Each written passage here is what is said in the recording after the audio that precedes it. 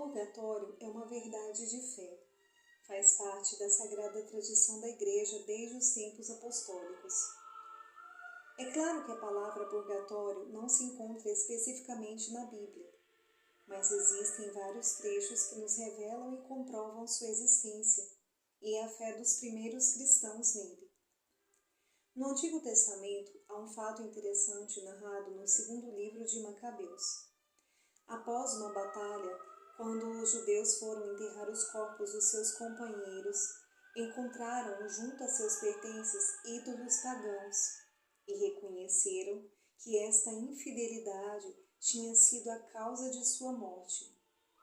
Mas, como eles confiavam na misericórdia de Deus e acreditavam na ressurreição dos mortos, narra o capítulo 12, versículo de 39 a 46, que eles puseram-se em oração para implorar-lhe o perdão completo do pecado cometido.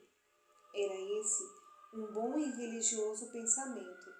Eis porque pediram um sacrifício expiatório para que os mortos fossem livres de suas faltas.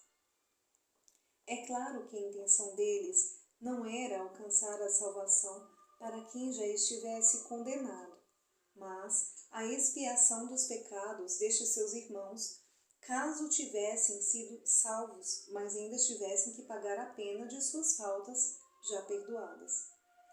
No próprio Evangelho, Jesus dá aos discípulos o seguinte ensinamento: entra em acordo sem demora com o teu adversário, enquanto estás em caminho com ele, para que não suceda que te entregue ao juiz, e o juiz te entregue ao seu ministro, e sejas posto em prisão.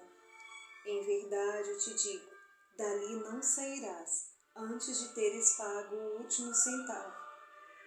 São Lucas também narra este trecho no capítulo 12, com as seguintes palavras de Jesus: ora, quando fores com teu adversário ao magistrado, faze o possível para entrar em acordo com ele pelo caminho, a fim de que ele não te arraste ao juiz, e o juiz te entregue ao executor, e o executor te põe na prisão. Digo-te, não sairás dali até pagares o último centavo. Que prisão seria essa? Ora, no céu não se precisa pagar mais nada, e no inferno não se pode pagar mais nada. Portanto, fica claro que este lugar, ou estado de alma, é o que nomeamos de purgatório. Mas é importante compreender claramente que, após a morte, não existe a possibilidade de arrepender-se dos pecados. Quem passa pelo purgatório já se arrependeu, ou seja, já está salvo, já tem o céu garantido. Mas ainda precisa pagar as penas dos pecados já perdoados, mas que não foram expiados aqui nesta terra. Pois só quem está com a veste nupcial, como diz Mateus no capítulo 22, dos versículos 12 ao 13, ou seja, só quem é santo pode entrar na presença de Deus, pode entrar no céu. Sabemos que o pecado tem duas consequências, a culpa e a pena. Da culpa somos perdoados quando nos confessamos, quando temos a contrição perfeita. Mas resta uma pena, uma dívida a pagar, e esta pena que será expiada no fogo do purgatório, se não expiarmos aqui nesta vida. Mas por que se fala de fogo no purgatório? Bem, no Evangelho de São Marcos, capítulo 19, Jesus narra várias situações sobre as boas obras, e que se não nos convertermos, poderemos ir para o fogo eterno, ou seja, o inferno. Mas logo em seguida ele diz, porque todo homem será salgado pelo fogo. Ora, sabemos que nem todos irão para o inferno. Portanto, que fogo é este que temperará e preparará as almas para irem ao céu?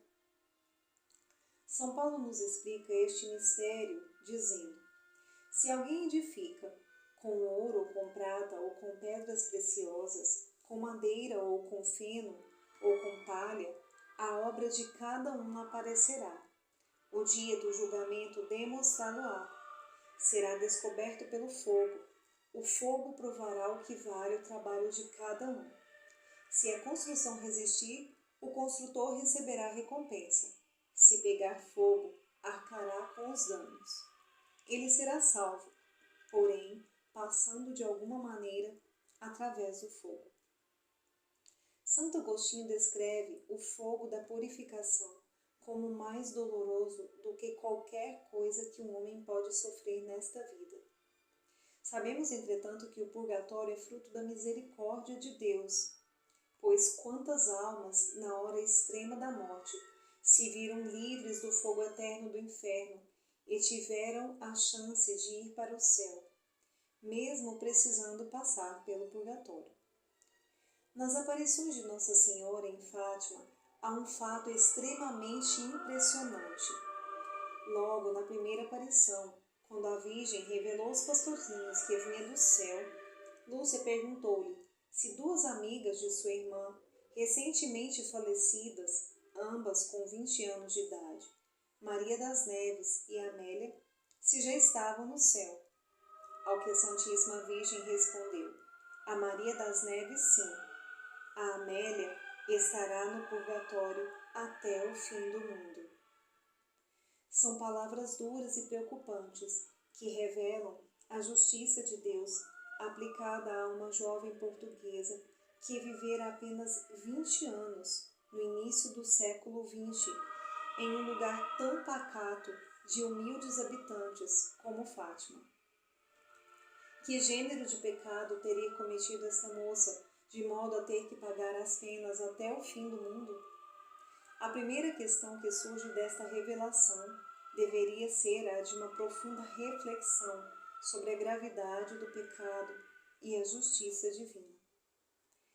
A doutrina do purgatório foi confirmada pelos concílios de Florença e de Trento, e não foram poucos os santos e místicos que tiveram experiências permitidas por Deus com a realidade das almas purgantes.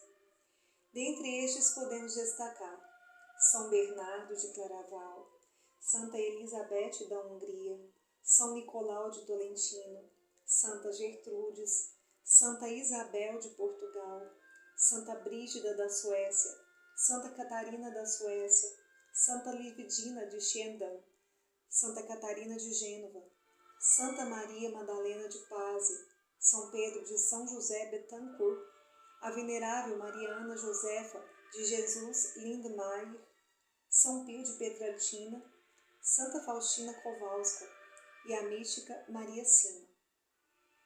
Estes santos e almas místicas tiveram, por permissão extraordinária de Deus, a revelação de almas que padeciam no fogo do purgatório e que vinham pedir orações e sacrifícios em sufrágio para que pudessem logo sair da prisão do purgatório.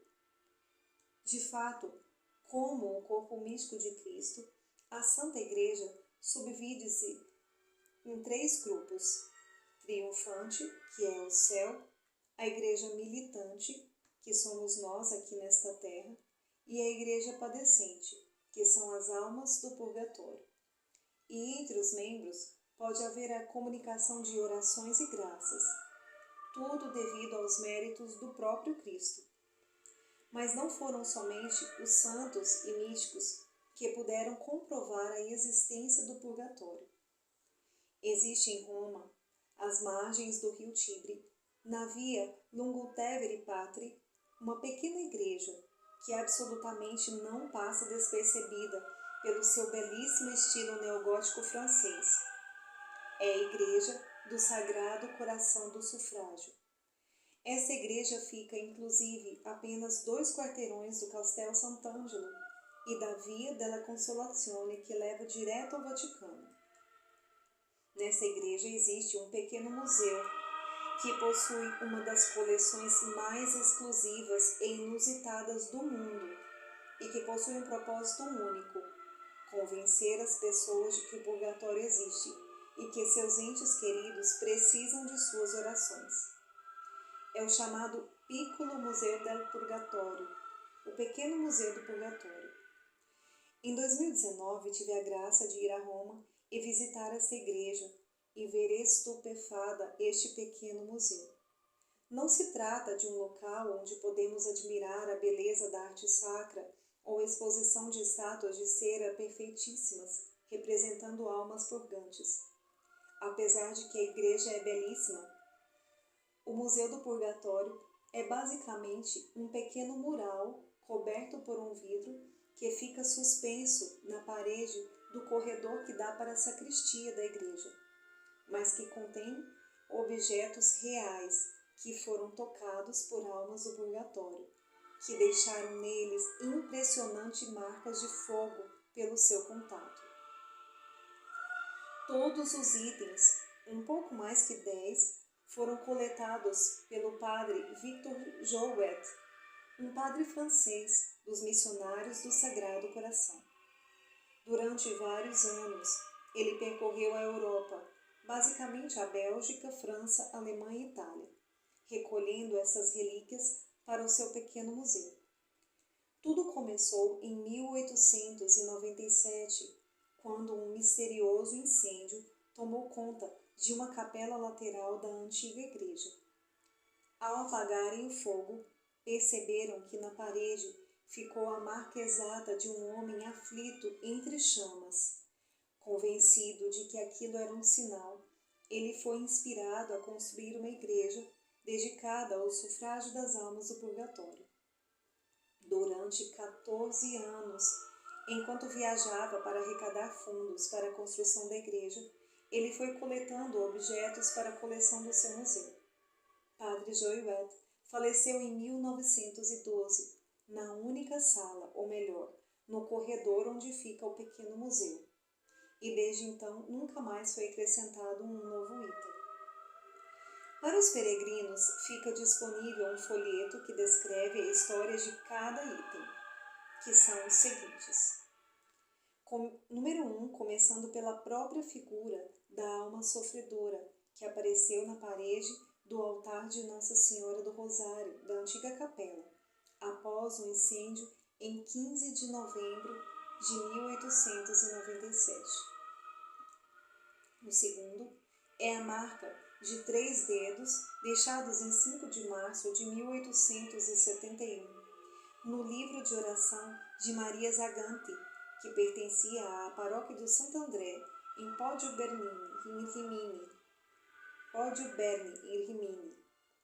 Essas marcas foram deixadas por Palmira Rastelli, falecida em 28 de dezembro de 1870, para pedir orações e Santa Missa a seu irmão, o padre Dom Santer Rastelli.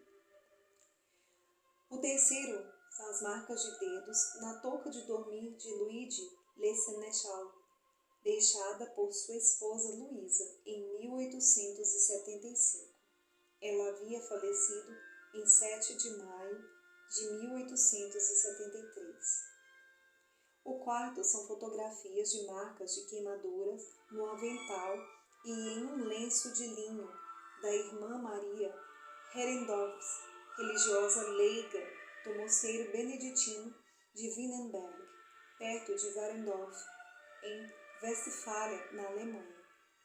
Essas impressões de mãos de fogo foram deixadas em 13 de outubro de 1696 pela falecida irmã Karen Schollers, que era religiosa de Coro, da mesma ordem, e havia falecido vítima de peste 59 anos antes, em 1637. O original é conservado no próprio mosteiro.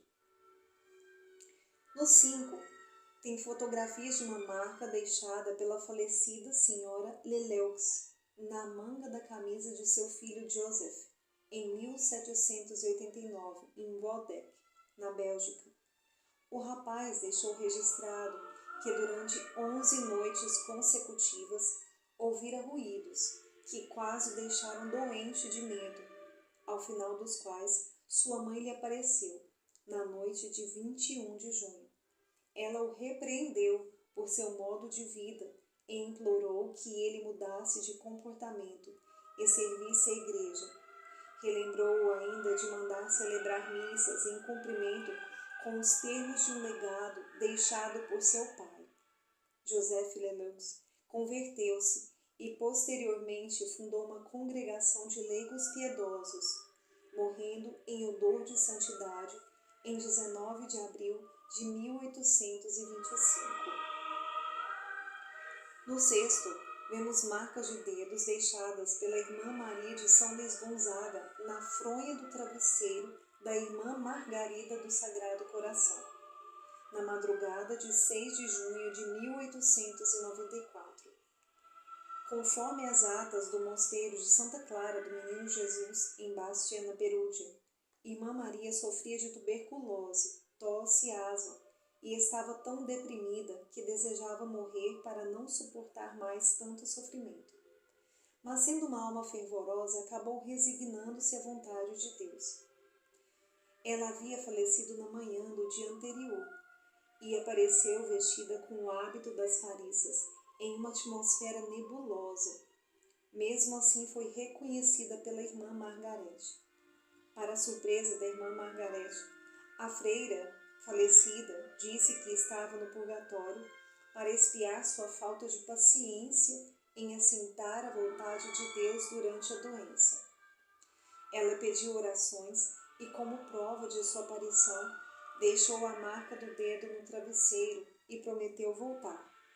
De fato, ela apareceu novamente à mesma religiosa, nos dias 20 e 25 de junho, para agradecer e dar conselhos espirituais à comunidade antes de subir ao céu. O sétimo registro consta de 4 fotos. São marcas deixadas na mesa e na manga da camisa da venerável Madre Isabel Fornari, abadesa das Clarissas do mosteiro de São Francisco de Todi. As 4 marcas foram deixadas pelo falecido padre Panzini, ex-abade de Olivetano, de Mantua, em 1º de novembro de 1731. Em uma das marcas, a camisa ficou manchada também com sangue da abadesa, que teve o braço queimado. O relato desses eventos foi registrado pelo padre Isidório Gazata, do Santíssimo Crucifixo, que era o confessor da abadesa. Ele mesmo ordenou que cortassem as peças de roupa e da mesa, para que ele guardasse. O 8º é a marca deixada no livro Imitação de Cristo, de Marguerite de Merlet, da paróquia de Illingen, na diocese de Metz, por sua sogra, que apareceu em 1815, exatamente 30 anos depois de sua morte, em 1785. A falecida apareceu descendo as escadas do celeiro, suspirando e com um olhar de súplica, vestida de peregrina, trajes tradicionais de seu país. A conselho do pároco, Marguerite falou com ela e recebeu a seguinte resposta: "Sou sua sogra, que faleceu no parto há 30 anos. Faça uma peregrinação ao santuário de Mariental, pedindo 2 missas por mim." Após a peregrinação, ela apareceu novamente à nora, dizendo que já seria libertada do purgatório, e, atendendo ao pedido do pároco para que deixasse um sinal, colocou a mão no livro de Marguerite. Depois disso, não apareceu mais. O 9º são impressões digitais de fogo do falecido Joseph Schist, deixadas no livro de orações de seu irmão George, em 21 de dezembro de 1838, em Sahalby, Lorena. O falecido pediu orações em expiação por sua falta de piedade durante a vida. E o 10º é a fotocópia de 2 notas de 10 liras italianas das 30 notas que foram deixadas no mosteiro de São Leonardo, em Montefalco, na Umbria, por um padre falecido há mais de 40 anos. Em 1918, o superior ouviu o sino tocar e uma voz dizer: "Deixo esta esmola." Isso aconteceu 28 vezes. Um ano depois, a voz, primeiro triste e depois mais aliviada, revelou-lhe ser um padre que estava no purgatório por ter esbanjado os bens eclesiásticos. É preciso deixar claro que o contato que estas almas tiveram com seus parentes ou conhecidos, e mesmo quando no decorrer da história ouvimos relatos parecidos na vida dos santos e místicos, de forma alguma se trata de espiritismo. Nenhum cristão deve invocar a alma de um falecido, pois a Bíblia é clara em dizer que eles não voltam. E o máximo que alguém pode conseguir é que um demônio lhe apareça na forma de alguma alma e lhe engane. O que ocorre aqui nestes casos é uma extraordinária permissão de Deus para que as almas que, através do sufrágio recebido pelas orações e penitências feitas pelas pessoas às quais foram reveladas a sua situação, fiquem livres do purgatório e possam logo ir ao céu. Mas também uma permissão de Deus para confirmar nossa fé na existência do purgatório e, assim, alertar-nos para essa realidade tão esquecida nos dias de hoje, especialmente nas missas de sétimo dia, onde já canonizamos bem rápido nossos parentes falecidos, dizendo que eram bons e que já estão no céu, quando com provável certeza ainda ficarão muitos e muitos anos a expiar suas penas. A mística Maria Sima relatou que as almas ficavam em média no purgatório uns 40 anos.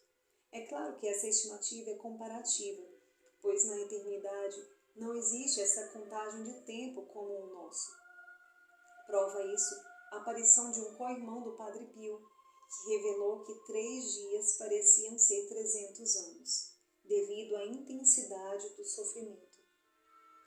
Aproveitemos este mês de novembro, dedicado às almas, para nunca mais deixarmos de oferecer todos os dias orações e sacrifícios em sufrágio dos nossos parentes e antepassados, mas também por aquelas almas que não têm nenhum parente que se lembre de rezar por elas.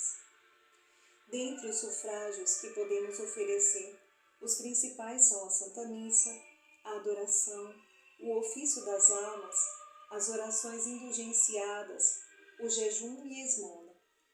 Devemos ter uma grande devoção pelas almas do purgatório, sabendo que serão eternamente gratas por cada sufrágio que oferecermos para que elas fiquem logo livres de suas penas. E ainda devemos pensar que, provavelmente, passaremos por lá também. É uma excelente maneira de refletir e buscar a conversão de vida, como nos alerta o livro do Eclesiástico. Em todas as tuas obras, lembra-te dos teus novíssimos e não pecarás.